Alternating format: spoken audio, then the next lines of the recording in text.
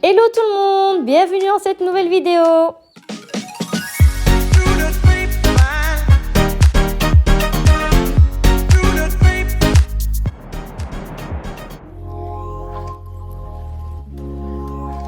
Les amis, j'ai voulu créer un petit coin buanderie dans une partie de ma salle d'eau, tout simplement.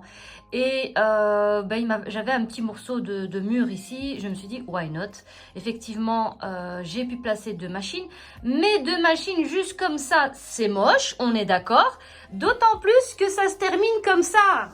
Voilà. Et pour quelqu'un qui aime le rangement comme moi, c'est pas possible. Voilà. Donc là, ça devient de tout et du n'importe quoi. Donc voilà, on va essayer de faire quelque chose de bien avec ce petit coin, hein, parce qu'on n'a pas plus que ce petit coin là.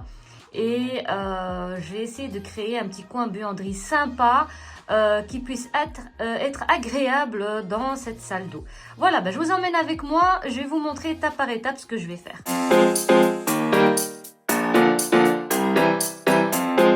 Alors je commence par Ikea pour chercher un meuble de rangement qui rentrera dans ma structure. Les amis, Ikea un samedi, mais où j'avais la tête je ne sais pas. Mais en tout cas, une chose est sûre, c'est que j'ai pas bien réfléchi. En même temps, j'avais pas trop le choix puisque la semaine, je suis au taf. Mais quelle idée. J'ai fini par trouver le meuble idéal qui rentrera dans ma structure. Donc le meuble sur mesure que je vais fabriquer. Puis je vais directement au Brico pour chercher les pièces dont j'ai besoin pour fabriquer ce meuble. Alors j'ai mis les petites photos de tout ce que j'ai besoin. Donc les angles. J'ai besoin des vis aussi pour faire tenir cette structure, sinon ça tiendra pas. J'ai besoin aussi des pieds pour le meuble Ikea, il se vendait avec ses pieds mais c'était pas la bonne mesure. J'ai besoin aussi d'un couvre-champ puisque toutes les parties des planches ne sont pas couvertes. Et bien sûr, des planches, donc des panneaux de meubles pour la structure de mon meuble que je coupe sur mesure chez Brico.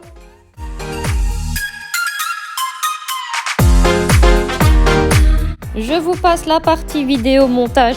Tout le monde sait comment c'est galère.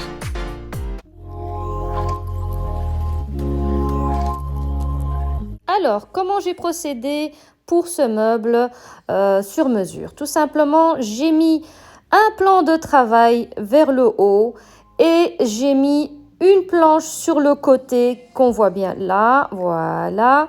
Et alors la même planche que j'ai mis de l'autre côté du meuble, en laissant bien sûr à l'arrière du meuble une aération pour que la chaleur du sèche-linge puisse être évacuée.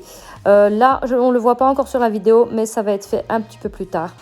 Alors, on voit que je l'ai mis le meuble Ikea entre temps, donc bien mesuré pour pouvoir mettre les machines et pas se trouver en galère. Et on se retrouve au final avec un super plan de travail. Là, on a donc le champ dont je vous parlais qui n'est pas encore fait.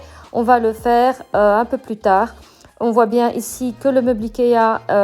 il y a du rangement. Franchement, c'est super intéressant de pouvoir mettre ce meuble comme ceci et pouvoir mettre par après tous les produits dont j'ai besoin tout simplement dans le meuble. Voilà, ici donc j'ai rajouté le champ, c'est super facile à faire. Donc là, je vous montre le carton d'emballage dans lequel il était. Je vous montre plus précisément le champ, comment c'est.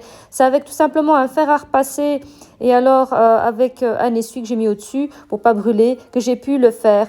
Voilà, et après, on se retrouve avec tous nos rangements ici dans le meuble Ikea. C'est super pratique. Et ce que j'aime beaucoup, c'est aussi les pieds qui sont de Brico, qui sont réglables.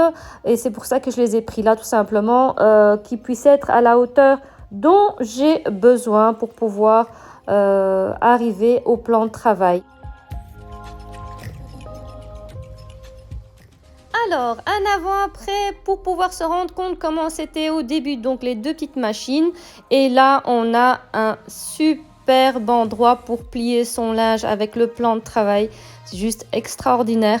C'est nickel, c'est propre, les produits sont rangés. J'ai même pu mettre la déco. J'ai mis des paniers de chez Maison du Monde avec mes beaux essuies au-dessus.